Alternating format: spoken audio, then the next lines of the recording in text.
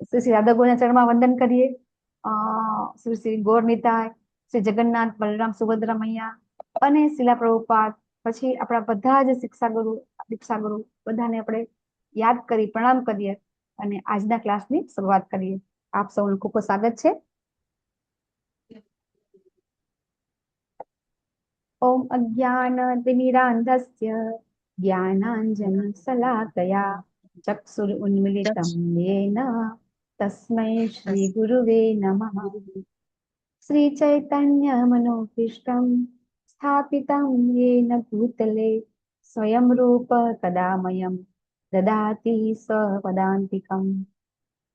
વંદેહં શ્રી ગુરુ શ્રીયુતપદકમલં શ્રી ગુરુन् વૈષ્ણવાંશ્ચ શ્રીરૂપં સાગ્રજાतं સહગણ રઘુનાથાન્વિतं तं સજીવં સાદ્વૈतं સાવધૂतं પરિજનસહિतं શ્રીકૃષ્ણ ચૈતન્ય દેવં શ્રી રાધા કૃષ્ણ પાદાન સહગણ લલિતા શ્રી વિશાખાન્વિતાંશ્ચ. હે કૃષ્ણ કરુણા સિંધો દીનબંધો જગતપતે ગોપેશ ગોપિકા કાંત રાધા કાંત નમસ્તુતે.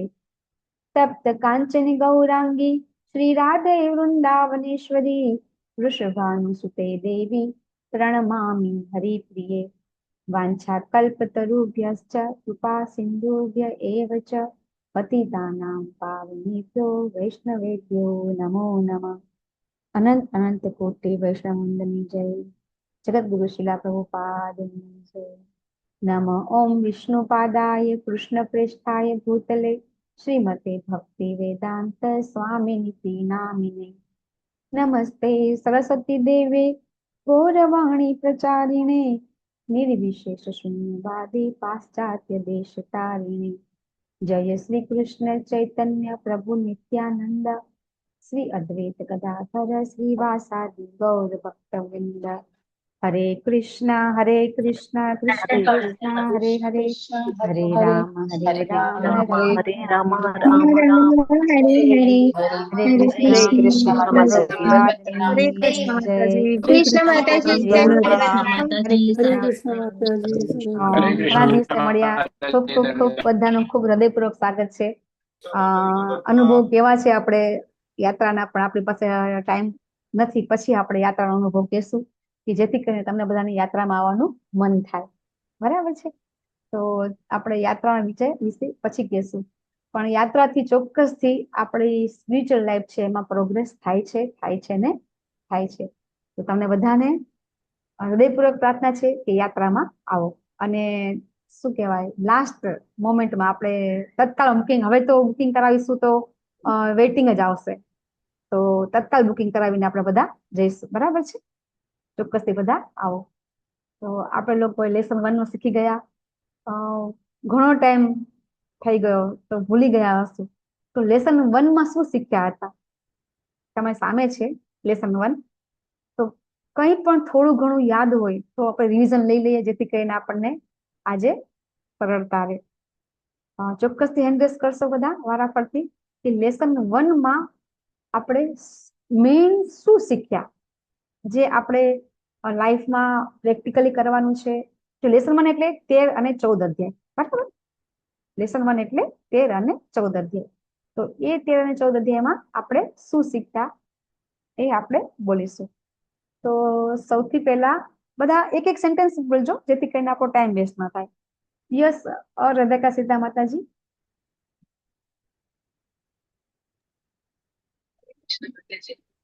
મેં લાસ્ટ ટાઈમ માટેનો એડ્રેસ કીધો હતો.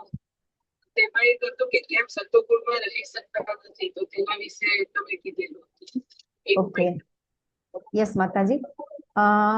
યસ ધર્મિષ્ઠા સાત્યા માતાજી. કૃષ્ણ માતાજી, સાદે પ્રણામ. સાદર. આપણે શીખ્યા કે આપણે ક્ષેત્ર અને ક્ષેત્રજ્ઞ વિશે, તો કે શરીર છે એ ક્ષેત્ર છે કર્મ કરવા માટેનું, અને ક્ષેત્રજ્ઞ એ આપણે બધા કર્મ કરીએ છીએ. તો એ ભગવાન છે એ આપણું કર્મ છે એ ધીમે ધીમે જોવે છે, પણ એ કશું કરતા નથી. પણ જે આપણું જીવ છે એ ચેતન રૂપે અંદર શરીર. સમજી ગયા. યસ માતાજી. યસ, આકૃતિ પટેલ માતાજી, હરે કૃષ્ણ. હરે કૃષ્ણ માતાજી, દંડવત પ્રણામ. આપણે 15મા અધ્યાયમાં એ જોયું હતું કે જે આપણે ઊંધા ઊંધા વૃક્ષની ચર્ચા કરવામાં આવી હતી કે જેમાં મૂળ ઉપરની તરફ અને આકૃતિ માતાજી, આપણે લેસન 1 માં વિશે આપણે પેલા ચર્ચા કરી લઈએ, પછી લેસન 2 ચાલુ કરીએ. લેસન 1 માં આપણે 13 અને 14મા અધ્યાયમાં લેસન એટલે કે આપણે શું શીખ્યા, પાઠ. એટલે કે ને આપણે ગુજરાતીમાં કહેતા હોતા ને, આપણે પાઠ બોલતા હતા, હે ને? તો આપણે લેસન 1 માં શું શીખ્યા? હું એક જ મિનિટમાં ફરી તમને માતાજી કહું. યસ, લોપા માતાજી, હરે કૃષ્ણ. હરે કૃષ્ણ માતાજી. આપણે ક્ષેત્ર અર્જુનજીના જે પ્રશ્નો હતા, ક્ષેત્રજ્ઞ, પ્રકૃતિ, પુરુષ, જ્ઞાન અને જ્ઞેયમ વિશે આપણો ગોલ શું છે એના વિશે શીખ્યા, અને આપણે દેહાત્મ ભાવમાંથી બહાર નીકળી અને 3 ગુણોને પાર કેવી રીતના કરવું એ શીખ્યા. હરે કૃષ્ણ માતાજી. જે બોલી ગયા હોય એ રિપીટ નહીં કરતા, નવું બોલજો. પ્રીતિ માતાજી, હરે કૃષ્ણ. હરે કૃષ્ણ માતાજી. તો બીજું આપણે એવું શીખ્યા હતા, 20 ગુણોની વાત કરી હતી આપણે, કે જે કેળવવાથી આપણે ભગવાનને જ્ઞાન એ છે કે વ્યક્તિગત જ્ઞાન શું છે એ શીખ્યા હતા. જેમાં જ્ઞાન એ છે કે શરીર નથી, શરીર ને આત્મા બે અલગ છે, ને જે શરીરને જાણે છે એને બી ક્ષેત્રજ્ઞ કહેવાય છે, ને શરીરને જાણનારા બે હોય છે, એક વ્યક્તિગત આત્મા ને એક પરમાત્મા. ને પરમાત્મા એ પરમ ભોગતા છે, ને વ્યક્તિગત આત્મા એ લોકલ ભોગતા છે. ઓકે, યસ, હિરલ પટેલ માતાજી. હા, થેન્ક યુ માતાજી. હિરલ પટેલ માતાજી. હરે કૃષ્ણ માતાજી, દંડવત પ્રણામ. લેસન 1 માં સૌથી પહેલા તો આપણે એ શીખ્યા કે જ્ઞાન યોગ કેમ જરૂરી છે. તો જ્ઞાન દ્વારા જે ભક્તિ થાય છે એ ભક્તિમાંથી ક્યારે આપણું પતન થતું નથી, કારણ કે એને જ્ઞાનનો ટેકો મળી જાય છે. જ્ઞાન વગરની ભક્તિ હોય એમાં ભક્તિમાંથી પતન થવાના ચાન્સ વધી જાય છે. જ્ઞાન જે છે માયાથી વિરક્તિ અને કૃષ્ણથી આસક્તિ ઉત્પન્ન કરવામાં મદદરૂપ થાય છે. એટલા માટે જ્ઞાન યોગનું મહત્વ ખૂબ જ વધારે છે. બરાબર. પછી વિપરીત પરિસ્થિતિમાં બુદ્ધિ અને મન વિચલિત ન થાય એ માટે આપણી બુદ્ધિને જ્ઞાનરૂપી સાધનથી બાંધી રાખવું જોઈએ, જેમ કે રથને લગામથી કંટ્રોલમાં કરવામાં આવે છે એવી રીતે. આપણે ક્ષેત્રજ્ઞ, પ્રકૃતિ, પુરુષ અને જ્ઞાન અને જ્ઞેય વિશે ભણ્યા, જેનું ઓલરેડી બધા માતાજી એને ડિટેલમાં આપી દીધું છે. પછી આપણે ચેતના વિશે ભણ્યા, કઈ ચેતનાના સ્તર, અન્નમય ચેતના, પ્રાણમય ચેતના, મનોમય સ્તર, વિજ્ઞાનમય સ્તર અને આનંદમય સ્તર, જે અત્યંત મહત્વનો ભાગ છે. અને બીજું, આ સંસાર જે એની અંદર આપણું શરીર કયા કયા તત્વોથી બનેલું છે એની આપણે ખૂબ ડિટેલમાં ચર્ચા કરી હતી. મહત્તત્વ સાથે તમે ખૂબ જ ડિટેલમાં સમજાવ્યું હતું કે 24 તત્વોનું બનેલું આ શરીર છે, અને એનાથી ઉપર જઈને આપણે જ્ઞાન એટલે શું, તો એની જે 20 જે એના લક્ષણો છે, અથવા જ્ઞાન મુખ્ય કોને કહ્યું છે, એ 20 ગુણ સિવાયના બાકીના બધાને જ ભગવાન અજ્ઞાન કહે છે. તો એ અને જ્ઞેય એટલે કે જેને જાણવું છે. કોને જાણવું છે? તો જ્ઞેય, ભગવાન વિશે જાણવું છે, જ્ઞાનની પ્રક્રિયા. યસ. અને પ્રકૃતિ એટલે ભગવાનની પરાશક્તિ, અને પુરુષ એટલે સ્વયં ભગવાન શ્રી કૃષ્ણ, પૂર્ણ પુરુષોત્તમ પરમેશ્વર. હરે કૃષ્ણ માતાજી, દંડવત પ્રણામ. થેન્ક યુ માતાજી. જિજ્ઞા માતાજી, હરે કૃષ્ણ. તમે મ્યુટ છો માતાજી. હરે કૃષ્ણ માતાજી. ફરી આઈ થિંક બધું બોલાઈ ગયું છે, પણ મારા નોટ્સમાં મેં લખ્યું છે કે ચેપ્ટર 13 માં આપણે જોઈએ છે કે હું શરીર નથી, આત્મા છું, અને કેમ પરમાત્મા બધાના હૃદયમાં વાસ કરે છે. અને ચેપ્ટર 14 માં આપણે જોયું કે 3 ગુણોથી ઉપર ઉઠીને આપણે પરમાત્માને કેવી રીતના પ્રાપ્ત કરવા જોઈએ. હરે કૃષ્ણ માતાજી. Thank you. ખુશી માતાજી. હરે કૃષ્ણ માતાજી, દંડવત પ્રણામ. માતાજી, આપણે જેવી રીતે અર્જુનને ભગવાને દિવ્ય દ્રષ્ટિ આપી તેવી રીતે 13મા ચેપ્ટરમાં આપણને એક દિવ્ય દ્રષ્ટિ મળી કે આપણે દેહાત્મક ભાવમાંથી ઊભો થવા માટેના પ્રશ્નનો આન્સર. અને 14મા ચેપ્ટરમાં આપણને ખબર પડી કે આપણને કૃષ્ણ પાસે જવાનો રસ્તો કયો છે. 3 ગુણોથી ઉપર જવાનું સતોગુણમાં, અને પછી આપણને કૃષ્ણ ભગવાન પાસે જવાની આપણને રસ્તો ખબર પડ્યો. હરે કૃષ્ણ. થેન્ક યુ માતાજી. યસ, નેહલ પંચાલ માતાજી. હરે કૃષ્ણ માતાજી. માતાજીએ કીધું એમાં બધું આવી તો ગયું, પણ આપણે 14મા અધ્યાયમાં સતોગુણ, રજોગુણ અને તમોગુણમાં સ્થિત લોકોની સ્થિતિ આપણે આગળ જઈને કેવી થાય છે એ વિશે જાણ્યું હતું. પછી જીવ પ્રકૃતિ સાથે કેવી રીતે સંપર્કમાં આવે છે એના વિશે ચર્ચા હા. કરી હતી. અને ગુણ, લક્ષણ અને મૃત્યુ પછીની ગતિ કેવી હોય છે એના વિશે આપણે 14મા અધ્યાયમાં ચર્ચા કરી હતી. હરે યસ કૃષ્ણ. માતાજી, થેન્ક યુ. વૃંદાવન વિહારની માતાજી. કૃષ્ણ માતાજી, દંડવત પ્રણામ. ઘણું બધું હજી શરીરનો બાકી રહી જાય છે, ઘણું બાકી રહી શરીરનો જાય છે. ઉપયોગ યોગ માટે છે, ભોગ માટે નથી. અને ઓકે શરીરના જ્ઞાતાને જાણી લેવાને જ્ઞાન કહેવાય છે. ઓકે. હરે કૃષ્ણ. ચંદ્રિકા માતાજી, હરે કૃષ્ણ. ઘણું બધું છે કહેવાનું તો. ધન્યવાદ. 10. હરે હા, કૃષ્ણ માતાજી. તમે શ્લોક 4 માં આપણે યચ યાદ્રક્ય યધિકારી યતશ્ચ યત યત પ્રભશ્ચ એનો જવાબ શ્લોક 6 માં અને 7 માં આપવામાં આવ્યું, આ શીખડાયું હતું. એના માટે ઘણો સમય આપ્યો કે મહાભૂતા અહંકારો બુદ્ધિ વ્યક્તમ એવ ચ ઇન્દ્રિયાણી દશેકમ ચ પંચેન્દ્રિય ગોચરા. એ રીતે શ્લોક 4 નો જવાબ તો શ્લોક 5 અને 6 માં આવી જાય છે. એ રીતે બધું ડિટેલમાં મસ્તનું સમજાવ્યું હતું. હરે કૃષ્ણ માતાજી. થેન્ક યુ માતાજી. યસ આકૃતિ માતાજી. હરે કૃષ્ણ માતાજી.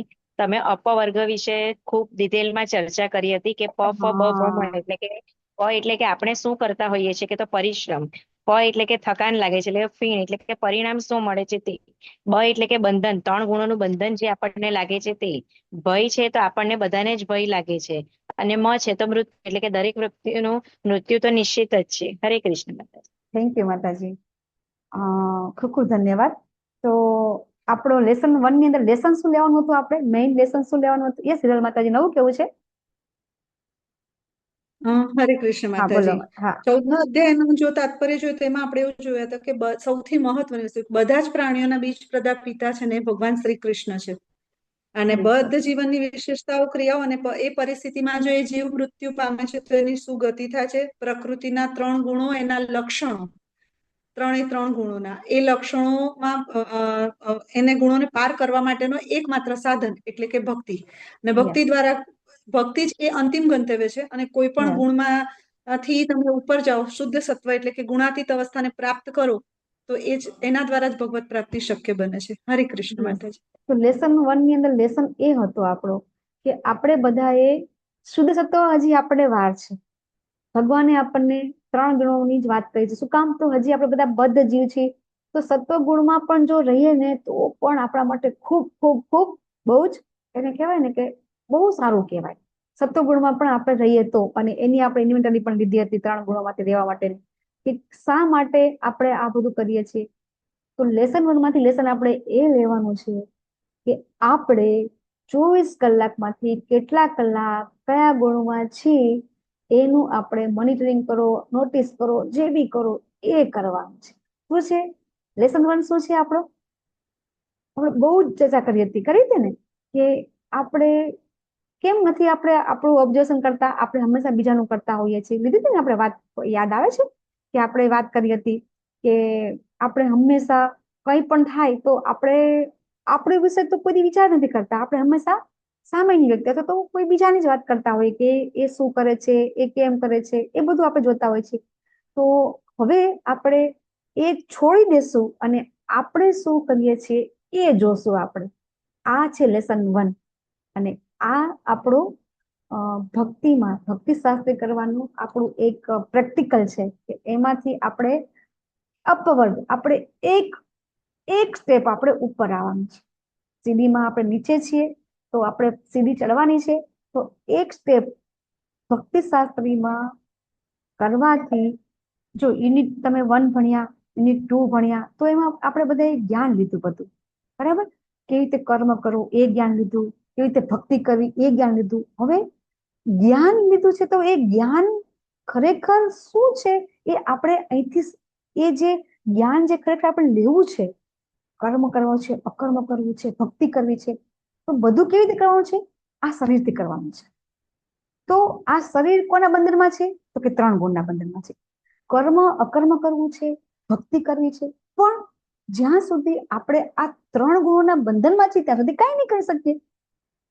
અને આપણને સ્ટાર્ટિંગમાં આપણે માતાજી કીધું એમ જ્ઞાન યોગની મહત્વ આપણે ખૂબ ડિટેલમાં લીધું છે, ખૂબ ડિટેલમાં લીધું છે કે કેમ જ્ઞાન જરૂરી છે.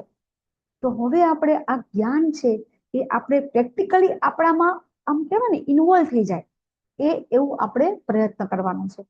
તો ચોક્કસથી આપણી જે કન્ડિશન છે, આપણી જે પરિસ્થિતિ છે અત્યારે, જે પણ છે બધાની અલગ અલગ છે. આપણે પણ ચર્ચા કરી હતી, બધાનો જન્મ અલગ થયો છે, બધાની ઉછેર અલગ છે, દરેક વ્યક્તિનો કોઈને સત્વગુણમાં જન્મ થયો છે, કોઈને રજોગુણ વાળા ઘરમાં જન્મ થયો છે, તો બધાને અલગ અલગ કન્ડિશન છે.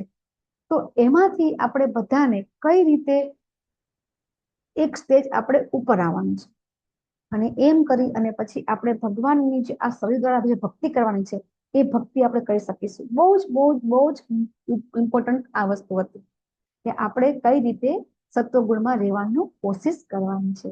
રજોગુણ આવે તો આપણને હવે ખબર તો પડી જશે કે હા હું રજોગુણમાં આવી હતી, તમોગુણ તો ખબર પડી જશે કે હા તમોગુણમાં હું છું, બરાબર. તો આ વસ્તુ આપણે લીધી હતી, બરાબર છે.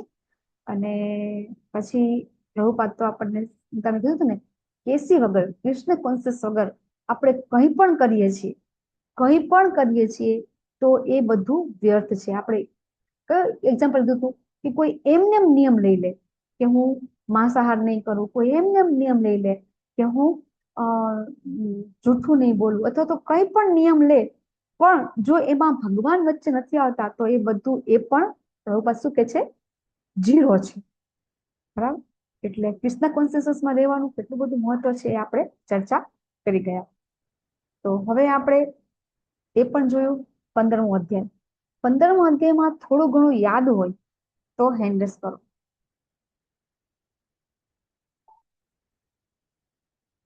15મા અધ્યાયમાં આપણે પીપીટી બનાવી છે ને, તો એ પીપીટીમાં શ્લોક વાઇઝ નથી, તો તમારી બધાની ઈચ્છા હોય તો શ્લોક વાઇઝ લઈ લઈએ. આપણે ઈચ્છા છે થોડીક રિવિઝન શ્લોક વાઇઝ લઈ લઈએ આપણે.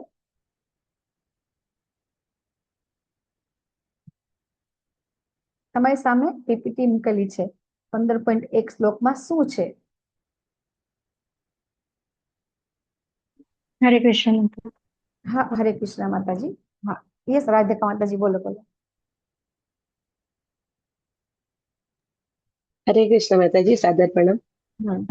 પહેલા શ્લોકમાં આપણાને વૃક્ષ માટે કીધેલું છે કે આધ્યાત્મિક જગતનું વૃક્ષ છે ભૌતિક વૃક્ષ કરતા ઉલટું પ્રતિબિંબ છે, અને તેના વિશે તમે સમજાવેલું ડિટેલમાં કે 15 વૈદિક મંત્રો કેમ છે. ભૌતિક વૃક્ષ છે ને એ આધ્યાત્મિક વૃક્ષનું પ્રતિબિંબ છે. ભૌતિક વૃક્ષ છે એ એમનું બોલા, ભૌતિક વૃક્ષ છે ને એ આધ્યાત્મિક વૃક્ષનું અહીં બતાવ્યું છે, પ્રતિબિંબ છે. ઓકે, યસ માતાજી. યસ, હા બોલો બોલો. 15 વૈદિક મંત્રો છે તેનું તમે ડિટેલમાં સમજાવેલું હતું કે કેમ વૈદિક મંત્રો છે, કારણ કે જેવી રીતે એક વૃક્ષ પાંદડાથી હર્યું ભર્યું લાગે તેવી રીતે વેદ છે તેની ફલશ્રુતિથી આપણે આકર્ષાઈ જઈએ છીએ કે યજ્ઞ કરવાથી આ ફળ મળે, પણ એના વાસ્તવિક ઉદ્દેશ્યને નથી જાણતા કે જે પરમ ભગવાન શ્રી કૃષ્ણને જાણવું. ઓકે, થેન્ક યુ માતાજી. વૃંદાવન વીરાની માતાજી, પહેલા શ્લોકમાં શું શીખ્યા, પછી આપણે બીજું ઉર્ધ્વમૂલ મદ શાખમ વાળા શ્લોકમાં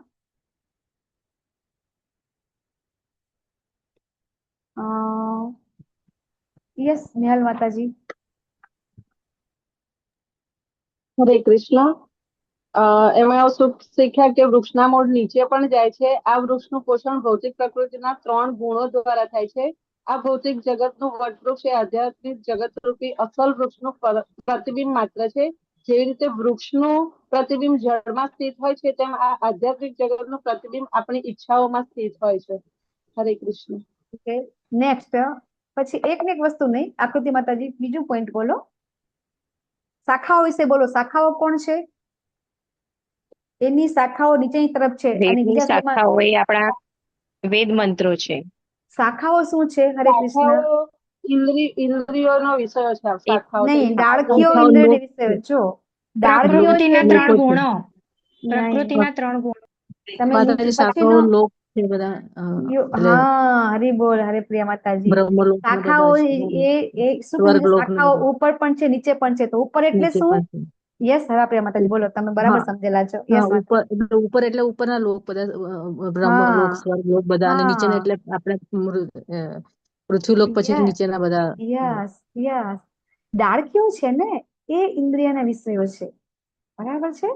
જો બરાબર આપણે વૃક્ષને સમજી લઈએ. પહેલા કે વૃક્ષની એક વૃક્ષ છે, વૃક્ષની જે શાખાઓ, પેલા શાખાઓથી ચાલુ કરીએ આપણે, પછી પાંદડા જઈએ, બરાબર. જે શાખાઓ છે ને એ આપણી અલગ અલગ યોનિઓ છે કે એ આપણને બધાને મળે છે. તો કેવી રીતે મળે છે? તો એ પછી એમાં કીધું છે કે ડાળખીઓ છે ઇન્દ્રિયના વિષયો છે, કે જે વિષયો થકી આપણે બધા ટેસ્ટ લે કરીએ છીએ અને આપણે આપણા કર્મ કરીએ છીએ અને એ કર્મોના કારણે આપણે ઉપર નીચે ગતિ કરીએ છીએ. ઉપર એટલે કે જે 14 લોક છે એમાં આપણી જે ઉપરના લોક છે, પૃથ્વીની લોકની ઉપરના લોક છે, ત્યાં ગતિ થાય છે. અને જ્યારે આપણે એવા ઇન્દ્રિય વિષયોથી આપણે એવા કર્મ કરીએ છીએ જેથી કરીને નીચે જતા રહીએ છીએ આપણે, બરાબર. અને પાંદડા છે, જો પેલા શાખા આવી, પછી ડાળખી આવી, પછી પાંદડા આવ્યા. આમાં ભલે આપણને પેલા આપ્યું છે પણ આપણે સમજી લે વન બાય વન. તો પાંદડા છે તો પાંદડાને વેદ મંત્રો એટલા માટે કીધા છે કે આપણે સમજ્યા હતા કે જેવી રીતે એટ્રેક્શન થાય પાંદડાથી, એમ વેદ મંત્રો આપણને એટ્રેક્ટ કરે છે અને સકામ કર્મ કરાવે છે આપણને. સકામ કર્મ કરીએ એટલે આપણે ઉપર નીચે ગતિ કરીએ છીએ, બરાબર. અને પછી હજી આપણે એક બીજી વસ્તુ શીખ્યા હતા, આ સિવાયની વસ્તુ શીખ્યા હતા, એ યાદ હોય તો ઇન્દ્રસ કરો. ડાળખીઓ, ઇન્દ્રિય વિષયો, અને હજી ચોથી વસ્તુ શું છે? વૃક્ષ છે, હરે વૃક્ષની કૃષ્ણ ડાળખીઓ છે. માતાજી. હા બોલો માતાજી. ફળ સમજવાનું મહત્વ. માતાજી, હરે આપણે એમાં એવું કૃષ્ણ સમજ્યા માતાજી. હતા, જે તમે એક્સપ્લેન કર્યું ને એના સિવાયનું એક્સ્ટ્રા હતું કે એના જે નાની ડાળીઓ છે ઇન્દ્રિયના વિષયો છે અને ફળ છે એ ધર્મ, અર્થ, કામ અને મોક્ષ છે. એમાં ધર્મ જે છે એ કર્મ કરનાર એવું માને છે કે તેના દ્વારા બાકીના 3 ફળની તૃપ્તિ કરી શકાય છે. આ ખોટી ચેતના છે. મતલબ આ એવું નથી. સાચો ધર્મ એ છે કે જે આપણને ભગવાને કહ્યું છે અને આપણે ભગવાનની તરફ લઈ જાય, એ સાચો ધર્મ છે. બાકીના ધર્મ જે છે એ કૈટવ ધર્મ છે. હરી બોલ, બહુ સરસ. તો આટલું આપણે શીખ્યા હતા, બરાબર. અને પછી આપણે આગળ પ્રભુપાદ અહીં આપણને સમજાવ્યું હતું, બરાબર, કે કઈ રીતે આપણે આપણા પગ છે, બરાબર, આપણે ત્યાં રાખવાના છે. આપણે લેવલ 1 માં એક આપણે ચિત્ર રાખતા હોય છે. આપણે કયું ચિત્ર હોય છે લેવલ 1 ની અંદર? યાદ આવે છે કોઈને? કે આપણે આ ભૌતિક જગત ક્યાં છે, એક ઊંધા આધ્યાત્મિક, ટીંગાય છે, એક હા, ઊંધા ટીંગાય છે અને એ સિવાય ભૌતિક પ્રતિબિંબ આવે. જગત ને આધ્યાત્મિક જગત નું એક એક્ઝામ્પલ લઈએ છીએ. ભૌતિક જગત અને આધ્યાત્મિક જગત નું એક્ઝામ્પલ લઈએ હરે છીએ. કૃષ્ણ માતાજી, પેલા ઘરનું અને ના, ઓલા હા, ટીંગાય લીધું માતાજી. બ્રિજ હોય છે તે બ્રિજ વાળું હોય છે. માતાજી, બ્રિજ વાળું. બ્રિજ હા, વાળું. બ્રિજ હોય છે, બરાબર. ઉપર, તો બ્રિજ હા. ઉપર આપણે બધા છીએ, એ આ ભૌતિક જગત છે. અને આપણે આ બ્રિજના જે સહાયતાથી આપણે જે આધ્યાત્મિક જગત છે ત્યાં જવાનું છે, એવું આપણે સમજાવતા હોઈએ છીએ, બરાબર. ત્યારે આપણે એટલું જ સમજાવતા હોઈએ છીએ. શું સમજાવતા હોઈએ છીએ? કે આપણે બધા આ બ્રિજ છે ત્યાં આપણે ઊભા છીએ, પણ આપણને અહીંયા મજા આવે છે અને આપણે ત્યાં રહીએ છીએ. અહીંયા આપણને પ્રભુપાદ સમજાવે છે કે એ બ્રિજ છે, એ બ્રિજ ઉપર આપણે આ ચર્ચા પણ કરી ગયા છે, કદાચ તમને યાદ હોય તો, કે આપણે બધા જન્મ મૃત્યુ ઉપર નીચે થયા કરીએ છીએ. જન્મ પછી મૃત્યુ, મૃત્યુ પછી જન્મ, બરાબર. તો આનો એન્ડ કેવી રીતે થશે એ સમજાવ્યું હતું. કોઈને યાદ છે? જન્મ પછી મૃત્યુ, મૃત્યુ પછી જન્મ થયા કરે છે, તો એન્ડ કેવી રીતે થશે સમજાવ્યું હતું. તો એ આને કનેક્શન આવે છે કે જે આ બ્રિજ છે એ બ્રિજનો ત્યાં આપણે કનેક્શન લેવાનું છે. તો થોડું યાદ આવે છે? મેં કીધું તું એન્ડ કેવી રીતે કરી શકીશું? આપણે જે ચેનલ છે, ચેનલને એક કડી બીજા કડીમાં જોઈન્ટ થઈ ગયેલી છે, તો એ કડીને યસ આપણે, માતાજી. હા યસ માતાજી, યાદ હોય તો માતાજી, બીજા હરે શ્લોકમાં આપણે કૃષ્ણ એવું માતાજી. એક મિનિટ માતાજી, હિરલ માતાજીને બોલી લેવા દો. હા માતાજી. હા, માતાજી બીજા શ્લોકમાં એવું કહે છે કે એક કડી બીજામાં ફસાયેલી છે, એટલે એક જન્મ થશે તો બીજો જન્મ નિશ્ચિત છે અને એમાંથી મુક્ત કરવાનો પ્રયત્ન કરવો જોઈએ. તો એ છે કે આપણે આમાંથી બહાર નીકળવા માટે એને કાપી નાખવામાં આવે તો જ એનું સમાધાન આપણને સંપૂર્ણ મળે છે. આ જો વિરક્તિના શસ્ત્ર વડે, અસંગ શસ્ત્ર એટલે કે વિરક્તિનું શસ્ત્ર ભૌતિક જીવન પ્રત્યે અને ભૌતિક સંબંધો, દેહાત્મા ભાવ, આ બધા જ સંબંધોને પ્રત્યે વૈરાગ્ય એટલે કે અનાસક્ત થઈને ભગવાન શ્રી કૃષ્ણ પર તરફ આસક્તિ, અને એ આસક્તિ તો જ શક્ય બને છે જો આપણે એમની શરણાગતિ સ્વીકારીએ અને કૃષ્ણ ભાવનામૃતમાં લાગીએ. તો ભગવાનના ષડ ઐશ્વર્ય જે છે ને એના પ્રત્યે આપણે તમે આસક્તિ. નેક્સ્ટ શ્લોક લઈ લીધા તમે, એ બહુ સરસ. તમે નેક્સ્ટ શ્લોક પર આવી ગયા. યસ, હજી થોડું યાદ કરો માતાજી, થોડું યાદ કરો. હજી મેં કંઈક કીધું હતું. યસ આકૃતિ માતાજી, યાદ હોય તો. જીવનમાં વૈરાગ્ય લાવવાથી. હા, એ તો બરાબર. મેં એવું સમજાવ્યું હતું કે આપણે જીવન, જન્મ પછી મૃત્યુ, મૃત્યુ પછી જન્મ, એ તો થયા જ કરવાનું છે. પણ હવે આપણે શું, આપણો જન્મ થઈ ગયો, બરાબર ને? તો હવે આપણો મૃત્યુ આવશે. જન્મ આપણો થઈ ગયો, મેં તમને કદાચ યાદ હોય તો, જન્મ થઈ ગયો છે. હવે આપણે શું આવશે? મૃત્યુ આવશે. તો મૃત્યુ પછી જન્મ ન થાય તો ચેનલ અટકી જાય કે મૃત્યુ તો આવવાનું જ છે. જો જન્મ મૃત્યુ કન્ટિન્યુઅસ રહેવાના છે, બરાબર છે. આપણો હવે જન્મ થઈ ગયો છે, હવે બાકી શું રહ્યું? આપણું મૃત્યુ બાકી રહ્યું. તો મૃત્યુ તો થવાનું જ છે, તો મૃત્યુ પછી નેક્સ્ટ જન્મ થવાનો જ છે. તો હવે એ આ મનુષ્ય યોનિના હાથમાં છે. અત્યારે આપણી બેસ્ટ, ધર્મેશ્વર પ્રભુજી આ બહુ મસ્ત અમને સમજાવ્યું હતું કે અત્યારે આપણી બેસ્ટ પરિસ્થિતિ છે. કોઈ ગરીબ છે, કોઈ પૈસાવાળો છે, કોઈ આંધળો છે, કોઈ લૂલો છે, કોઈ લંગડો છે, પણ મનુષ્ય છે ને.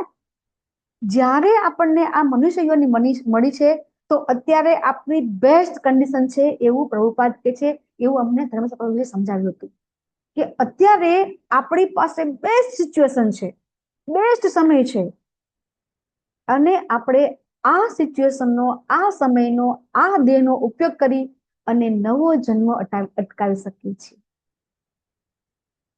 આ કડી આપણે તોડી શકીએ છીએ. અને એના માટે ન જ આ માતાજીએ જે હિરલ માતાજી શ્લોક કીધા, બરાબર, એ શ્લોક આપણે લઈ લીધા, બરાબર, કે કેવી રીતે નિર્માણ મોહા જીત સંગ દોષા શ્લોક પ્રભુપાદે આપણને બહુ સરસ, આપણે ઘણા બધા આ એની ઉપર આપણે અસંગ સસ્તન વાળા આ જે શ્લોક છે, બરાબર, કે કઈ રીતે આપણે આ ભૌતિક જે જગત છે, ભૌતિક જગત જેવું જે આ વૃક્ષ છે, એને અસંગ શસ્ત્રેણ, કે વિરક્ત, અસંગ એટલે કે કોઈનો સંગ નહીં, વિરક્તિના શસ્ત્ર વડે આપણે કાપી નાખવું જોઈએ. પણ આગળ આવશે કે આપણે વૃક્ષને કાપી ક્યારે શકીએ? એક વૃક્ષ છે, એ વૃક્ષને આપણે કાપી ક્યારે શકીએ? જ્યારે આપણને ખબર પડે કે આ વૃક્ષ છે, એ વૃક્ષ છે એવી આપણને ખબર નથી પડતી, તો કાપી કેવી રીતે શકીએ આપણે? ચલો વિરક્તિ આપણને આવી ગઈ, પણ વૃક્ષ તો ગોતવું પડશે ને. તો આપણને અહીંયા ફસાયા છીએ, આપણને આ જેલની અંદર એવી બધી વ્યવસ્થા ભગવાને આપણને કરી આપી છે કે આપણને મજા જ લાગે છે. અને એટલે આપણે ક્યારેય એવું વિચારતા નથી કે આપણે આ જેલમાંથી બહાર નીકળીએ. જો અત્યારે જે ભૌતિક જગતની જે જેલ છે ને, એ જેલમાં બિલકુલ સુખ સુવિધા હોતી નથી, જે આપણા ઘરે હોય છે, નથી હોતી, બરાબર. અને કદાચ કોઈને કોઈ જેલર કંઈક આપે, કદાચ રિશ્વત લઈને, તો કદાચ મળતી હોય તો સગવડતા. પણ ભગવાન આપણા કેવા છે? આ જેલની અંદર ભગવાન આપણને બધી સુખ સુવિધા આપે છે, અને એટલે પછી આપણે અહીંયાથી નીકળી શકતા નથી. પરંતુ વિરક્તિના શસ્ત્ર વડે આપણે આ જે વૃક્ષ છે એને કાપી નાખવું જોઈએ. પણ એને કોણ કાપી શકશે? એના માટે જેવી રીતે માતાજી કીધું કે આપણા આ બધા જે ગુણ છે, કે આપણે એ ગુણ થકી ભગવાનની શરણાગતિ લઈ શકીશું. તો એ બધા જે ગુણ છે, એમાં સૌથી પહેલો ગુણ અહીંયા આપ્યો આપણને ભગવાન પોતે કે છે આપણને કે તમારે આ બધા જે ગુણ છે એ અર્જિત કરશો તો જ તમે મારી પાસે આવી શકશો. તો એ ગુણની અંદર સૌથી પહેલો ગુણ આપ્યો છે ભગવાને નિર્મન મોહા, તો મોહ વગરનું જીવન, બરાબર. તો એમાં આપણને મેઇન તો મોહ ક્યાં જાય છે? આપણો પ્રતિષ્ઠામાં. સૌથી વધારે આપણને શું વાળવું છે બધાને? પ્રતિષ્ઠા. તો બિલકુલ કોઈ પણ જાતની પ્રતિષ્ઠાનો મોહ હોવો જોઈએ નહીં. પછી જીત સંગ દોષા, સંગ દોષ એટલે કે કોઈ પણ જાતનો ખરાબ સંગ નો જોઈએ. આ બધા ગુણ આવ્યા ભગવાન પાસે શરણાગત થવાના, આની અંદર આ બધા ગુણ છે કે આપણને બધાને આવા ભાઈ કુસંગ છે એનાથી આપણે અલગ થઈ જવાનું છે, બરાબર. પછી અધ્યાત્મ નિત્યા વિનિવૃત્ત કામા. તો હવે આપણને જ્યારે આ બધા ગુણ છે, એ ગુણ આપણામાં જ્યારે આવી જાય તો જ આપણને આ આધ્યાત્મિક જે જ્ઞાન છે, અને એ જ્ઞાન આપણે આપણાની અંદર નિત્ય, એવું નહીં કે 1 મિનિટ 2 મિનિટ. યસ ભાવસિંધુ પ્રભુજી, હરે કૃષ્ણ. એટલે આગળનો મેઇન પોઈન્ટ સમજવો. હા, કયો પોઈન્ટ પ્રભુજી? હા, જન્મ થઈ ગયા પછી આપણે તમે કીધું ને કે આજે આપણી પાસે બેસ્ટ સમય છે કે જેનો આપણે ઉપયોગ કરવો જોઈએ, કે આગળનો જન્મ ફિઝિકલી ના મળે. બટ એ તો ઓલરેડી આપણું તો શું કહેવાય, પ્રી ડિફાઈન જ હોય ને, કે આપણે શું કહેવાય, કારણ કે આપણે ભગવાન કહે છે કે કર્મ તો કરવું જ પડશે. આપણે કર્મ વગર બહાર નીકળવાના જ, મતલબ આપણે આ જીવન જીવી નહીં શકવાના. એટલે ખાલી બેઠા બી હશે તો બી આપણે કંઈક વિચારે તે આપણું એક બેઝિકલી કર્મ જ છે, રાઈટ? એટલે હા, તો બરાબર છે, એનાથી આપણું આકડ બંધ જ જાય છે ને. બંધાઈ જ જાય છે. યસ પ્રભુજી.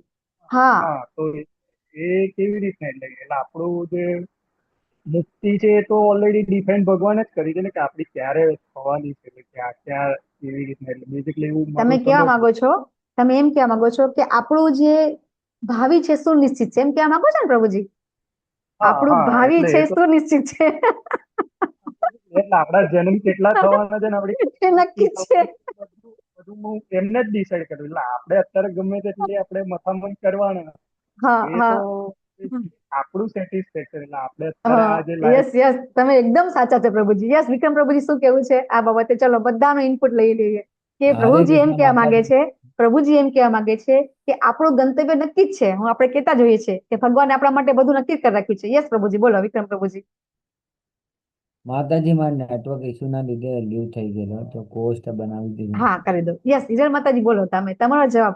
આ તો છે ને આપણું ભક્તિ શાસ્ત્ર જોયું ને, એ બધાને, હરે કૃષ્ણ. હા હા યસ, બધાને ઇનપુટ દેવાનો જ આ આખું આપણો આ ગોલ છે. તમને પહેલેથી કહું છું કે ભક્તિ શાસ્ત્ર એમાં ટીચર ઓછું બોલે છે અને સ્ટુડન્ટ વધારે બોલે છે, એવું છે. યસ હિરલ માતાજી, બોલો બોલો. માતાજી, આપણે સૌથી પહેલા એવું શીખ્યા હતા કે ભગવદ્ ગીતાના મુખ્ય 5 વિષયો છે: ભગવાન, જીવ, પ્રકૃતિ, પ્રકૃતિ, કાળ, કાળ કર્મ અને અને કાળ. ભગવાન, જીવ, પ્રકૃતિ, કાળ અને કર્મ. તો કર્મ. એમાંથી જે 4 છે ને એ સ્થિત છે, એમાં કોઈ બદલાવ નથી આવી શકતો. પણ કર્મ એવું છે કે જેને આપણે બદલી શકીએ છીએ. તો ભલે બધું નિશ્ચિત છે, છતાં પણ ભગવાને આપણને આંશિક સ્વતંત્રતા આપી છે કે આપણે આપણા કર્મને નક્કી કરી શકીએ. તો અહીંયા આગળ એ જ વસ્તુ એપ્લાય કરી શકાય કે આપણે આપણા કર્મને બદલીને, અને આપણે જે પ્રમાણે કહ્યું કે આ સમય છે તો અત્યારે આપણા માટે હરિનામ સંકીર્તન, નામ જપ નામ યજ્ઞોસ્મી વાળું જે છે કે આપણે ભાઈ નામ જપ જ આ કળિયુગનો મંત્ર છે. તો એ દ્વારા આપણે આપણું કર્મ બદલીને અને આપણે તમે જેમ કીધું એ પ્રમાણે આપણે આગળ બહુ વધી સરસ. શકીએ. તો ભાગવતના ક્લાસ યાદ કરો બધા. મેં કીધું છે કઈ કઈ યાદ આવે તો વિમલા પ્રજાની માતાજી યાદ કરો. હરે કૃષ્ણ. હરે મેં ઘણી વખત કૃષ્ણ કીધેલું છે. માતાજી, પ્રણામ. હા હા, હરે કૃષ્ણ, પ્રણામ એટલે માતાજી. આપણે અહીં કર્મની ઉપર વાત કરીએ તો 3 ગુણોથી આપણે બંધાયેલા છે. બરાબર? આપણા કર્મ જે છે એ 3 વાર કરીએ છીએ.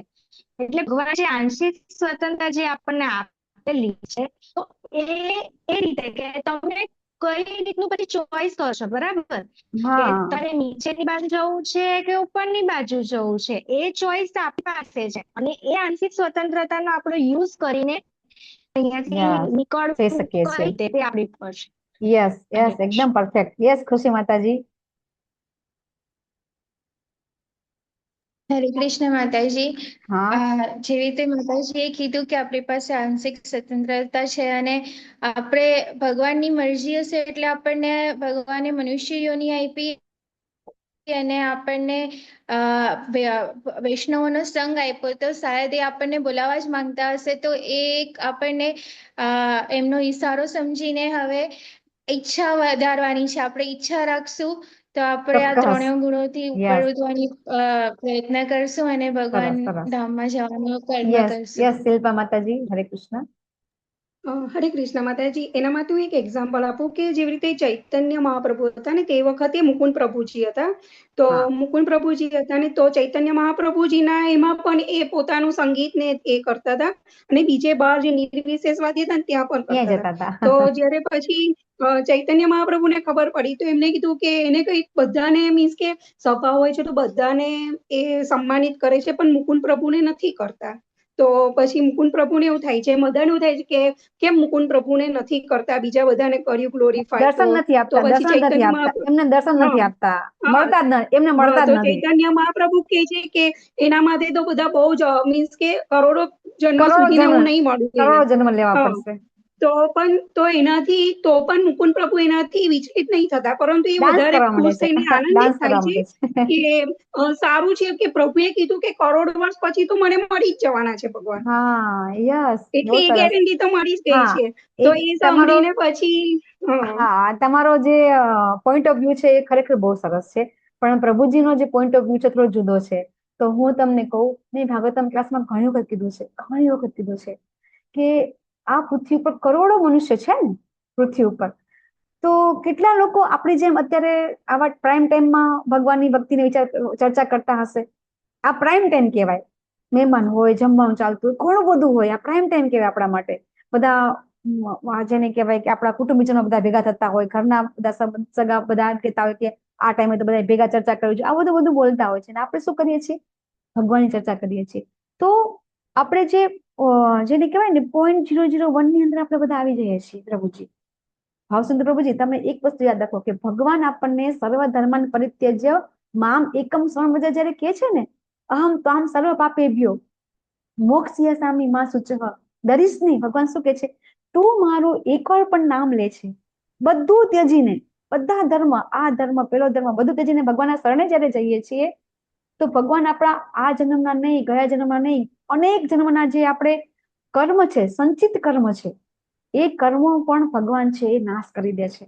અને આપણો મોક્ષ ભગવાન કહે છે તારો હું 100% નક્કી છે. એટલે આ જ છે આપણું જેને કહેવાય ને કે વિશ્વાસ, શ્રદ્ધા. મેં તમને કીધું હતું કે કઈ રીતે આપણી શ્રદ્ધા છે. ભાગવતમના 16 થી 20 શ્લોક સમજાવ્યા હતા કે શ્રદ્ધા પહેલા જે પોઈન્ટ આવે છે ને બધા બહુ મહત્વના છે.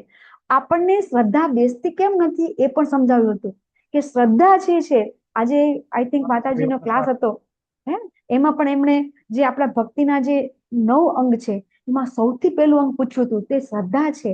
એ શ્રદ્ધા નથી થતી ત્યાં સુધી આગળ બધું નકામું છે. અને એ શ્રદ્ધા માટે કેવી રીતે શ્રવણમ, કેવી રીતે આપણે સાધુ સંત, કેવી રીતે આપણને મહત્વ સેવયા એ થશે તો આપણને શ્રદ્ધા થશે. શ્રદ્ધા પેલાના જે બધા સ્ટેપ છે ને એ જ મિસિંગ છે આપણે, એટલે શ્રદ્ધા થતી નથી. શ્રદ્ધા ડેવલપ કરવા માટેના જે આપણા બીજા પોઈન્ટ છે એ આપણે ડેવલપ કરવા પડશે. બરાબર? શ્રવણ તો આપણે કરીએ છીએ, નથી કરતા એવું નથી. બરાબર? તો એ રીતે આપણને આ બધી વસ્તુ છે એ ચિંતા ઉત્પન્ન કરાવે છે. તો જ્યારે આપણે ભગવાનની ભક્તિ કરીએ તો હંમેશા અમારા જે પ્રાણચિત્ર પ્રભુ છે એ હંમેશા અમને કહે છે કે ભક્તિ કરો છો તમે, ભક્તિ શાસ્ત્રી કરો છો તમે, ભક્તિ વૈભવ કરો છો, તો એનો મિનિંગ તમે ટેન્શન ફ્રી થઈ જાઓ. ટેન્શન લેવા માટે આપણે ભક્તિ નથી કરતા. ભક્તિ શેના માટે કરીએ છીએ? આ બધું છોડવા માટે ભક્તિ. ભગવાનના ભક્તો તો ખૂબ આનંદિત હોય, કોઈ દિવસ ટેન્શનમાં ન હોય. તો આપણને તો CBA નું, OBA ની ને શ્લોકની કેટલી બધી ચિંતા રહે છે. બિલકુલ ન હોવી જોઈએ. હું એમ કહું છું કે બિલકુલ ચિંતા ન હોવી જોઈએ. ના, એટલે એનો મને એમ નથી કે આપણે કંઈ કરવાનું નથી, કરવાનું છે, પણ શ્રદ્ધા રાખવાની છે. જો જ્યાં સુધી શ્રદ્ધા નહીં આવે, ભગવાન ઉપર વિશ્વાસ નહીં આવે, ત્યાં સુધી આપણું બધું ઝીરો છે. ઓટોમેટિક શ્લોક કંઠસ્થ થઈ જશે, ઓટોમેટિક બધું આવડી જશે. ભગવાન કહે છે ને 10મા શ્લોક 10.10 બરાબર, દદાની બુદ્ધિ યોગમ તમે મામો પયાંતિ તે. ભગવાન આપણને દદાની બુદ્ધિ યોગમ કરશે, પણ એના માટે શ્રદ્ધા તો ડેવલપ થવી જોઈએ ને. યસ પ્રભુજી, આઈ થિંક તમને થોડુંક સમજણ એક્સેપ્ટ કર્યું ભાવસિંધુ પ્રભુજી? હરે કૃષ્ણ. થયું ને? ચિંતા બિલકુલ નહીં રાખવાની. ભગવાને નક્કી ભલે કર્યું હોય કે આપણા 100 જન્મ છે કે કરોડો જન્મ છે, પણ આપણને આજે માતાજી ક્લાસમાં બહુ સરસ સમજાવ્યું હતું કે આપણે વૈકુંઠ જવા માટે આ દેહ છોડવાની પણ જરૂર નથી. આજનો ક્લાસ માતાજીનો બહુ મસ્ત હતો. એમણે બહુ સરસ વાત કરી હતી કે આપણે આ જ જન્મમાં અથવા તો આ જ જીવનમાં આપણે અહીંયા જ વૈકુંઠ બનાવી શકીએ છીએ. એ પણ આપણને સમજાવ્યું હતું, બહુ સરસ સમજાવ્યું હતું. આજનો ક્લાસ ખરેખર બહુ મસ્ત હતો.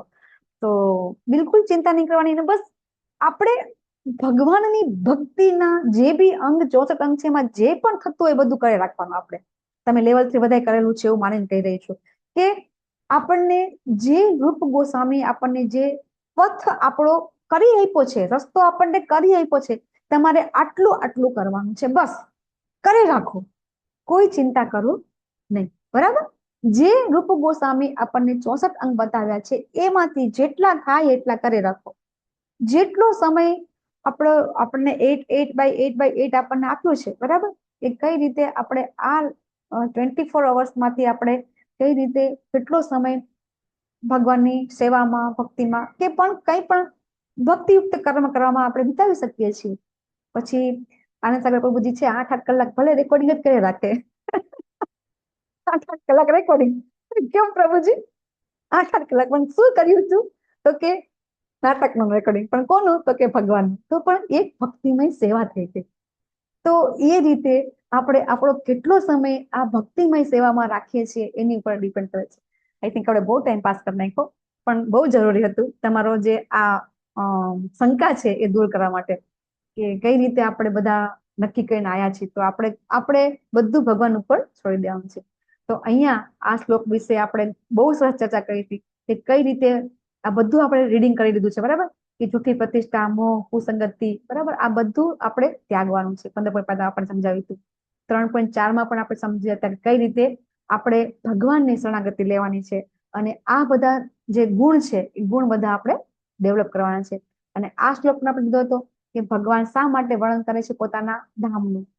તો ભગવાન તો ઈચ્છી જ રહ્યા છે કે આપણે એક મોમેન્ટ ભગવાન છે એવું ઈચ્છે છે કે આપણે ભગવાન પાસે જઈએ. તો આપણને તો ભગવાન પાસે જવા માટે તો જેમ કીધું એમ મૃત્યુની જરૂર છે? ના, બિલકુલ નથી. ભગવાન પાસે જવા માટે મૃત્યુની રાહ જોવાની બિલકુલ જરૂર નથી. આપણે આ જ મિનિટે અત્યારે પણ આપણે ભગવાન પાસે જઈ શકીએ છીએ. આપણે આપણા હૃદયથી ભગવાનની સેવા કરી શકીએ છીએ. તો આપણે ગોવર્ધન લીલામાં કીધું હતું ને કે સૂર્ય પણ બેભાન થઈ જાય છે તો બધું અંધકાર થઈ જાય છે. આ ભૌતિક જગતની અંદર સૂર્ય છે, આધ્યાત્મિક જગતમાં સૂર્ય નથી. આપણને બધાને ખબર છે કે અહીંયા કેમ સૂર્યની જરૂર છે. કારણ કે એક આ જે બ્રહ્માંડ છે, બ્રહ્માંડની અંદર ટોટલી અંધારું છે. સૂર્ય નથી આવતા ત્યાં સુધી અહીંયા અંધારું રહે છે. પરંતુ ત્યાં તો કેવું છે કે ભગવાનના નખમાંથી પણ એટલું બધું અજવાળું આવે છે. પછી કે એ રસ્તા છે એ બધા હીરા માણેકના બનેલા છે. બધું બ્રહ્મ સંહિતામાં બ્રહ્માજી બહુ મસ્ત વર્ણન કરે છે કઈ રીતે આ ભગવાનનો જે ગોલોકા ધામ છે એ કઈ રીતે કેટલું બધું દેદીપ્યમાન છે. તો ભગવાન અહીંયા કે છે, ભગવાન પોતે કે છે કે જો તમે ત્યાં આવી જશો, યદ ગત્વાના નિવર્તન તે તદ્ધામમ પરમમાં, તમે એ મારા ધામમાં આવી જશો તો તમારે ક્યારે અહીં પાછું આવવું પડશે. કોણ આવે? હવે ઘણી વખત આપણે જોતા હોઈએ છીએ કે આપણા બાળકો છે એ કેનેડા કે પછી કોઈ જર્મની કે ન્યુઝીલેન્ડ કે અહીંયા જતા રહે છે તો પછી પાછા આવે છે. ઘણી વખત ઘણા છોકરા કહેતા હોય છે અમે તો કમાવા જઈએ છીએ પણ પછી અહીંયા આવતા રહેવાના. પછી આવે છે પણ અહીં સેટ થતા નથી. કારણ કે ત્યાંના જાગ જમાડ એવી છે ને ભૌતિક જગતની કે એ લોકોને પછી અહીંયા ગમતું નથી. તો જો આ ભૌતિક જગતની અંદર જો કોઈ આવી રીતે સારા કન્ટ્રીમાં જતા રહે અને જો એ લોકો પાછા ન આવે તો આપણે જો ભગવાન ધામમાં જશું તો પાછા આવશે? ક્યારેય નહીં આવીએ. બરાબર? તો ભગવાન અહીંયા એ આપણને સમજાવે છે કે એ શ્લોકની અંદર આપણને ભગવાને કીધું કે કઈ રીતે મારું ધામ છે કેવું છે. તો ભગવાને કીધું કે મારા ધામમાં આપણે એ પણ કીધું હતું, પ્રભુપાદે શું કીધું હતું? આવતારો આવતારો, બીજું બિલ શું કામ ભરો છો? પ્રભુપાદને આપણે કોટ લીધો હતો, યાદ છે? જો પ્રભુપાદે કીધું હતું ये मूर्खता है क्या, आपको बिजली का बिल क्यों देना चाहिए? આપણે આ પણ ચર્ચા કરી હતી, યાદ છે ને? કે પ્રભુપાદ શું કે છે કે આપણે બધા અહીંયા શું કામ રહીએ છીએ? આવી જાઓ ને ત્યાં ભગવાનના ધામમાં. તો આપણે આ પણ ચર્ચા કરી હતી. અને આપણે જે મેઇન છે જે 15.7 અને 15.15 કે જે તમારા બધાને લેવાના હતા તો એ શ્લોક પણ આપણે સમજાવી દઈશું. તો 13.9 નું આપણે લેવાનું છે બાકી. તો એ શ્લોક આપણે લઈ લેશું કે પેલા 13.7 લઈ લઈશું? આ પીપીટી પ્રમાણે જઈએ પછી આપણે વચ્ચે લઈ લઈએ, બરાબર? પીપીટીમાં આપણે જે આપ્યું છે ને એ પેલા લઈ લઈએ. તો શ્લોક 9, યસ ભાવસિંધુ પ્રભુજી, શ્લોક નંબર 9 વાંચો. ચલો. શ્રોત્રમ ચક્ષુ સ્પર્શમ ચ રસનમ ઘ્રાણમ એવ ચ. શ્લોક નંબર 9, ભગવદ ગીતા શ્લોક નંબર 9. ભાવસિંધુ પ્રભુજી, હરે કૃષ્ણ. તમે મ્યુટ છો પ્રભુજી. હરે કૃષ્ણ. હા બોલો. હા,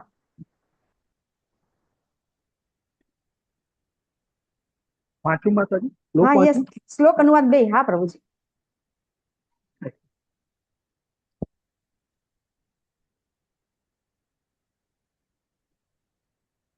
श्रोत्रं चक्षुः स्पर्शनं च रसनं घ्राणमेव च अधिष्ठाय मनस्रायं विषयानुपसेवते. આ પ્રમાણે જીવ અનુવાદ બાય શિલાપ્રભુપાદ. આ પ્રમાણે જીવ બીજું સ્થૂળ શરીર ધારણ કરીને અમુક પ્રકારના કાન, આંખ, જીભ, નાક અને સ્પર્શેન્દ્રિય ત્વચા પ્રાપ્ત કરે છે કે જે મનની આસપાસ જૂથમાં એકત્ર હોય છે. એ રીતે તે ઇન્દ્રિય વિષયોના એક વિશિષ્ટ સમૂહને ભોગવે છે. હરે હરે કૃષ્ણ. કૃષ્ણ. ભાવાર્થ થેન્ક યુ વાંચો. પ્રભુજી. ના પ્રભુજી, થેન્ક યુ.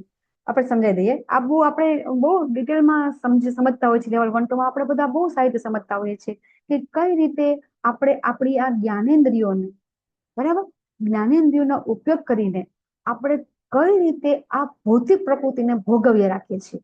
અને એ ભોગવતા ભોગવતા આપણે જે પણ કાર્ય કરીએ એ આપણા જે બી કાર્ય હંમેશા આપણા મનમાં અંકિત થઈ જાય છે, છાપ થઈ જાય છે. અને એ કર્મ છે, એ કર્મ આપણે નેક્સ્ટ જન્મમાં આપણે સાથે લઈ લઈએ છીએ. અને એ જ પ્રમાણે આપણને જન્મ મળે છે. પ્રભુપાદ કહે છે ને, તમને કદાચ પ્રભુપાદને સાંભળ્યા હોય તો, કે અત્યારે આપણે મનુષ્ય છીએ, ત્યારે આપણે મનુષ્ય છીએ, પણ પછી આપણે જે પણ યોનિ મળે એ યોનિમાં જે બેસ્ટ હોય આપણે કરીએ. મનુષ્ય યોનિમાં જે બેસ્ટ હોય આપણને એ ગમે, આપણને અત્યારે જે શ્રેષ્ઠમાં શ્રેષ્ઠ આપણને ખોરાક ગમે. તો સેમ આપણે જયારે કૂતરા કે ભૂંડ કે ડુક્કર હોઈએ તો આપણને એ વખતે આપણે આ જ આત્મા છે, બીજો કોઈ આત્મા નથી.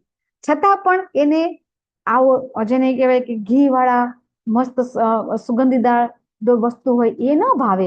એને પછી એ વિષ્ટા જ ભાવે.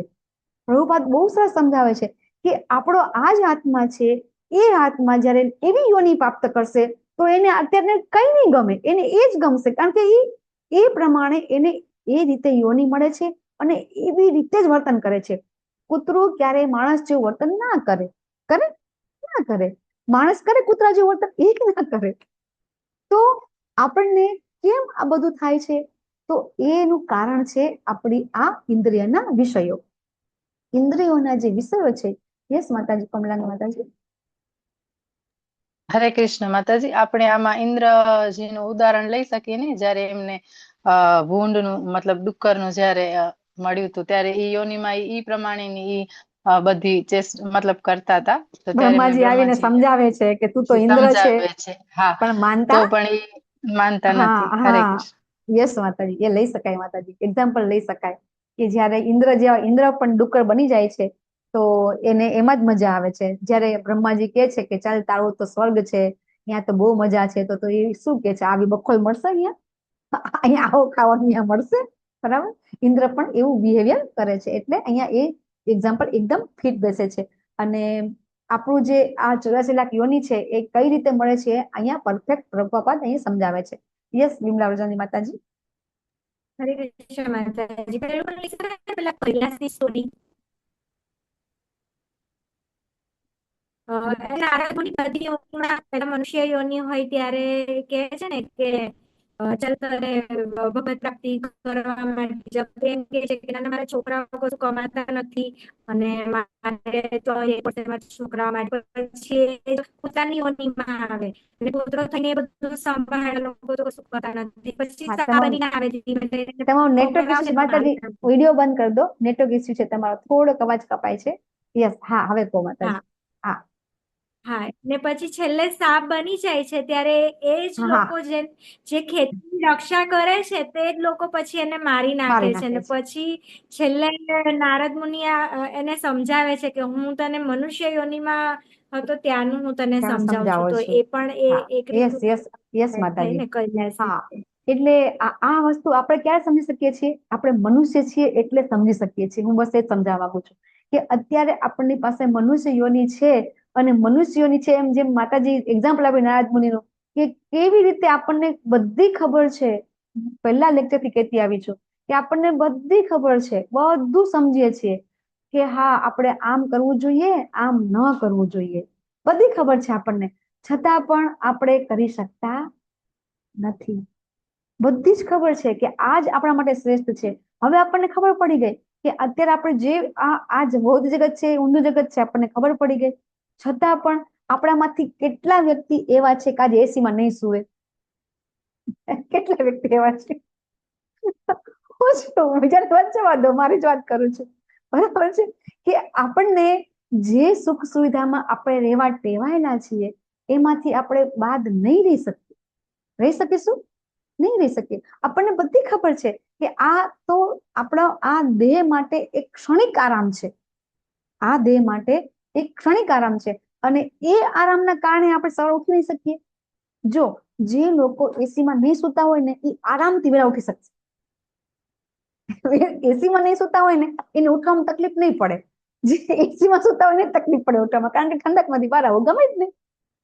બરાબર? તો આ બધું આપણે સમજીએ છીએ પણ આપણે એક્સેપ્ટ કરી શકતા નથી ને વાર લાગશે. હજી આપણે નવી 2-3 વર્ષની ભક્તિ છે, એમાં આપણે બધું ક્યાંથી એક સાથે આપણે કરી લેવાના હતા. બરાબર? પણ એટલું ખરું કે આપણને ખબર પડી ગઈ કે આ વસ્તુ ખોટી છે, આ વસ્તુ સાચી છે. અને એક દિવસ આપણે પણ આપણામાં પરિવર્તન આવશે ને આવશે. બરાબર? એવું નથી કે નહીં પરિવર્તન આવે, ચોક્કસ પરિવર્તન આવશે. કારણ કે થોડુંક પરિવર્તન આપણામાં આવ્યું છે, આપણને હજી ખબર પણ નથી. ઘણા બધા પરિવર્તન આપણામાં આવી ગયા છે પણ આપણને એ નજર આવતું નથી. કેટલા બધા લોકો એવા છે, મેં તમને પહેલા કીધું હતું, કેટલા લોકો એવા છે કે ચા વગર તો 1 સેકન્ડ પણ ચાલતું નહોતું. કેટલા લોકો એવા છે પેપર વગર ચાલતું હતું. કેટલા લોકો એવા છે ટીવી વગર ચાલતું નહોતું. બરાબર? કેટલા લોકો એવા છે કે રોજ સાંજે ઓટલા પર બેસીને ઓટલા પરિષદ કરતા હતા, 2-2 કલાક, 3-3, 4-4, 5-5 કલાક બેસીને વાતો કરતા હતા. છે ને, બધું છૂટી ગયું છે ને. તો ચોક્કસથી પરિવર્તન તો આવે જ છે. બરાબર છે? તો આપણે બધા ભેગા હરે થઈને કૃષ્ણ માતાજી. આ એટેન્ડન્સમાં મારું નામ નથી. હરે કૃષ્ણ માતાજી. ઓકે, વિક્રમ પ્રભુજી જોઈ લેજો. પ્રભુજી,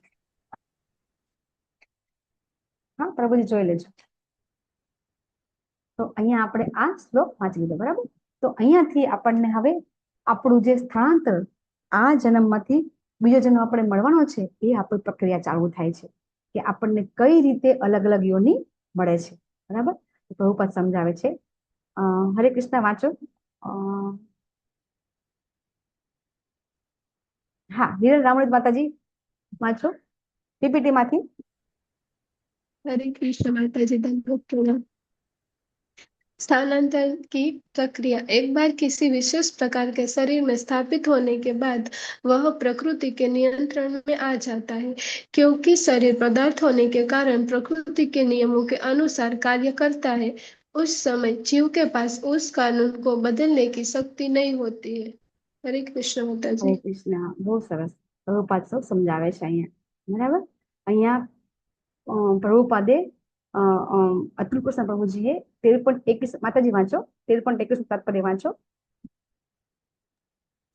मान लीजिए कुत्ते के शरीर में एक जीव डाल दिया जाता है, जैसे कि उसे कुत्ते के शरीर में डाला जाता है। उसे कुत्ते की तरह व्यवहार करना चाहिए, वह अन्यथा कार्य नहीं कर सकता। और यदि जीव को सूअर के शरीर में डाल दिया जाता है तो उसे मल खाने और सूअर की तरह व्यवहार करने के लिए मजबूर किया जाता है। हरे कृष्ण माता जी धन्यवाद। तो आ बे परपट જે પ્રભુપાદ આ શ્લોક નો 13.9 ના શ્લોકમાં પ્રભુપાદ છે 13.21 નો કોટ કરે છે કે આપણે જેમ ચર્ચા કરી લીધી એ પ્રમાણે. બરાબર? કે શા કારણે થાય છે? તો કે આપણે આ પ્રકૃતિના નિયમને બદલી શકતા નથી. કારણ કે એ જેવો જન્મ થાય છે કોઈ વ્યક્તિનો તરત જ એ આ નિયમોની અંદર બંધાઈ જાય છે અને એ 3 ગુણોના અંદર જ કાર્ય કરે. રજોગુણ, તમોગુણ અને સત્વગुण એ પ્રમાણે જ કામ કરવું પડે છે. એ બદલવાની પ્રભુપાદ શું કહે છે? उस समय जीव के पास उस कानून को बदलने की शक्ति नहीं होती है. આપણી પાસે પછી કોઈ કરતા કોઈ ચોઈસ નથી. આપણે વાત કરતા હોય છે બરાબર કે જો આપણી પાસે ચોઈસ હોય તો આપણે ધીરુભાઈ અંબાણીના ઘરે જન્મ ન લઈએ. શું કામ આપણે બીજી અલગ અલગ જગ્યાએ જન્મ લઈએ? છે આપણી પાસે ચોઈસ કે હા આપણે ક્યાં જન્મવું છે? નથી ચોઈસ. આપણી કોઈ ચોઈસ નથી. અને એ વસ્તુ છે અહીંયા પ્રભુપાદ આપણને આ 2 શ્લોકમાં સમજાવે છે અને આપણે એની ચર્ચા આપણે વારે ઘડીએ ઘણી બધી કરી લીધી છે. બરાબર છે? તો અહીંયા શ્લોક આપણા પતે છે. હવે આપણે 15.7 અને 15.15 શ્લોક લઈ લઈએ. બરાબર? જે પીપીટીમાં નહોતા છે ને. તો 15.2 મિનિટ જ છે તો લઈ લઈશું. 15.7 લઈ લઈશું. બરાબર ને? યસ, લોપા માતાજી 15.7 શ્લોક કાઢો અને વાંચો. મમે વાંસો. બધા સાથે વાંચીશું આપણે બધા? 1 2 3 ચાલો. મમે વાંસો જીવલોકે સનાતના આ શ્લોકની ચર્ચા તમે બહુ વારંવાર ચર્ચા કરી હશે. આ શ્લોક પીપીટીમાં એટલા માટે નથી લીધો કારણ કે આપણે બધા અહીંયા પ્રભુજી પીપીટી બનાવી છે ત્યારે એવું સમજેલો છે કે બધાએ 1 2 3 4 લેવલ કરી લીધેલા છે, પછી બધા લેવલ થાય. આપણે અહીંયા જે આપણે આ પીપીટી આપણે કરીએ છીએ ભક્તિ સાથે, તો એ વખતે એવું છે કે 1 2 3 4 લેવલ છે એ કરીને પછી જ આપણે આ લેવલ 5 કરીએ છીએ. અને 1 2 3 ની અંદર આ શ્લોક છે આપણે વારંવાર લીધેલા છે કે બધાને આ શ્લોક અહીંયા આવે પહેલા જ કંઠસ્થ થઈ ગયા હોય, લેવલ 5 માં આવે એ પહેલા જ કંઠસ્થ થઈ ગયા હોય છે. તો એટલા માટે આ 2 શ્લોકની ચર્ચા આમાં કરી નથી પીપીટીમાં, પણ આપણે કરી લઈએ. તમારા બધાને આ શ્લોક કંઠસ્થ કરવાના છે એટલા માટે. તો ભગવાન અહીંયા બહુ સ્પષ્ટ કહે છે કે દરેકે દરેક આપણે લેવલ 1 માં પણ કહેતા હોય છે કે દરેકે દરેક જીવ છે ભગવાનના અંશ છે. મમે વાંસો, બધા મારા અંશ. મમ એવ, મારા જ બધા અંશ છો. બધા કોઈ અલગ વસ્તુ ભગવાને કીધી જ નથી. અને આપણે વારંવાર સમજતા હોઈએ છીએ કે કઈ રીતે આપણે બધા ભગવાનના અંશ છીએ. તો લેવલમાં આપણે નથી કહેતા હોતા કે અંશ એટલે એવું નહીં કે એક ભગવાનની આંગળી છે ને એક ભગવાનનો હાથ છે ને પગ છે, એવું નથી. ભગવાનનો અંશ એટલે ભગવાનના અંશ. જેવી રીતે માતા બાળકને જન્મ આપે છે તો પૂરેપૂરો જન્મ આપે છે, બરાબર છે. એવી રીતે આપણે ભગવાનના બધા બાળકો છીએ. ભગવાન આપણા પરમ પિતા છે, આપણે સમજીએ છીએ. તો આપણે બધા ભગવાનના અંશ છીએ. છતાં પણ અહીંયા ભગવાન કહે છે તમે મારા અંશ છો, છતાં પણ તમે બધા હેરાન થાવ છો. તો કે શું કામ? તો ભગવાન એનો જવાબ આપે છે નેક્સ્ટ વાલામાં કે ભગવાન પેલા કે છે મમે વાંસો, આ જીવલોક, બરાબર. આ બધા જ આખું જે જગત છે એ બધા, ભગવાન એવું નથી કહેતા કે કોઈ એક દેશના કે એક ના, બધા જ ટોટલી બધા જે આધ્યાત્મિક જગત કો ભૌતિક જગતમાં જેટલા જીવ છે એ બધા જ જીવ છે. તો એ ભગવાન કહે છે તમે બધા મારા અંશ છો, બરાબર. અને પાછા ભગવાન કે સનાતન, એવું નહીં કે કોઈ આત્મા છે એનો આજે જન્મ થયો છે કે કરોડ વર્ષ પહેલા જન્મ થયો છે, એનું કોઈ જ કરતા કોઈ આપણે આગળ પણ આવી ગયું છે કે દરેકે દરેક જીવ છે એ પણ આદિ પુરાણો છે. જીવ પણ એનો પણ કોઈ જન્મ છે ખબર નથી. જેવી રીતે ભગવાનનો જન્મ છે ખબર નથી, એમ આ આત્મા છે એનો પણ ક્યારે જન્મ થયો છે ખબર નથી. સનાતન છે, એ હંમેશા માટે ભગવાનનો અંશ છે, રહેશે, હંમેશા રહેશે અને હતો, બરાબર. તો પછી ભગવાન કહે છે કે છતાં પણ તમે બધા કેમ હેરાન થાવ છો? તો કે છે મનસ્થાની ઇન્દ્રિયાણી પ્રકૃતિ સ્થાની કરશુતિ. ભગવાન સમજાવે છે મન સહિતની, મન છઠ્ઠી ઇન્દ્રિય છે, બીજી 5 ઇન્દ્રિય સાથે છઠ્ઠું જે મન છે એના કારણે આ ભૌતિક જગત ઉપર આપણે હંમેશા પ્રભુત્વ જમાવવાની કોશિશ કરી રાખીએ છીએ. જેવો જન્મ થાય એવું આપણે એમ થાય કે આ મારું. મેં તમને કીધું હતું ને કે એક 5 મહિનાનું બાળક હોય ને એને તમે એકવાર કંઈક બાળકને કંઈક રમકડું આપી દો, પછી પાછું માંગો, નહીં આપે. એને કઈ ખબર નથી પડતી, છતાં પણ એ તમને જેવો જન્મ થાય એવી ખબર પડી જ જાય કે આ બધું મારું, એમ, બરાબર. મારું મારું મારું, તારું તારું મારું. એ થાય તો ખોટું થાય, મારું મારું થાય તો વાંધો નહીં, પણ તારું મારું થઈ જાય તો ખરાબ થઈ જાય છે. તો અહીંયા ભગવાન આ શ્લોકમાં આપણને એવું સમજાવે છે કે આપણી જે 5 ઇન્દ્રિય છે એ 5 ઇન્દ્રિય સાથે જે છઠ્ઠી ઇન્દ્રિય છે એ મન છે. એ મન છે એના કારણે આપણે બધા એનો ઉપયોગ કરી અને આ ભૌતિક જગતની અંદર આપણે શું કરીએ છીએ? સંઘર્ષ કર્યા કરીએ છીએ. આપણને સંઘર્ષ લાગતો નથી. પાછો સંઘર્ષ લાગે છે આપણને ક્યારે એવું લાગ્યું કે આપણે સંઘર્ષ કરીએ છીએ? ના. નોકરી કરીએ, જોબ કરીએ, પછી બાળકો ઉત્પન્ન મોટા કરીએ, ઘર ચલાવીએ, ગાડી લઈએ, બંગલા, બધું ઘણી મહેનત કરીએ. એક ગાડી લેવી હોય ને, બરાબર, અને એક ગાડી બીજી લેવી હોય તો આપણે એનું પ્લાનિંગ કરવું પડે, એના માટે એક્સ્ટ્રા પૈસા લેવા પડે. આ બધું કરીએ પણ આમાં મજા આવે આપણને. લે, ગાડી લેવાની હોય તો એટલું કરવું પડે ને. બીજી ગાડી લેવી છે તો થોડું વધારે કામ કરવાનું કરીએ છીએ ને આપણે, અને એમાં આપણને સંઘર્ષ લાગતો નથી. કર્યા જ કરીએ છીએ. ક્યારે આપણને સંઘર્ષ લાગતો? પ્રભુપાદે તો પરપટ બહુ જ મસ્ત આપ્યો છે કે આપણે કૂતરા બિલાડા જેવા જીવ નથી. પ્રભુપાદ તો એવો શબ્દ વાપરે છે, તમે વાંચો. માત્ર મનુષ્ય, કૂતરા બિલાડા જેવા જીવો નહીં, પરંતુ બ્રહ્માજી, શિવજી તથા વિષ્ણુ જેવા પણ નિયંતા પણ ભગવાન અંશો છે. તો પ્રભુપાદ આપણને હથોડા મારીને સમજાવે છે, પણ આપણે સમજી શકતા નથી, કારણ કે આપણે એમાં શું કામ સમજતા? આપણને મજા આવે છે. મજામાંથી આપણે ઊંચા આવતા નથી. બરાબર? તો અહીંયા આપણે 10 વાગી ગયા છે. કન્ક્લુડ કરીએ. વાંછાકલ્પતરુભ્યશ્ચ કૃપાસિંધુભ્યૈવ ચ પતિતાનાં પાવનેભ્યો વૈષ્ણવેભ્યો નમો નમઃ. અનંત કોટિ વૈષ્ણવની જય. જગતગુરુ શ્રીલા પ્રભુપાદની જય. શ્રીમદ ભગવદ ગીતા ભાગવતમ ચૈતામૃતામૃતાની જય. સદગુરુદેવની જય. હરે કૃષ્ણ કૃષ્ણ કૃષ્ણ હરે હરે, હરે રામ રામ રામ હરે હરે, રામ રામ હરે કૃષ્ણ.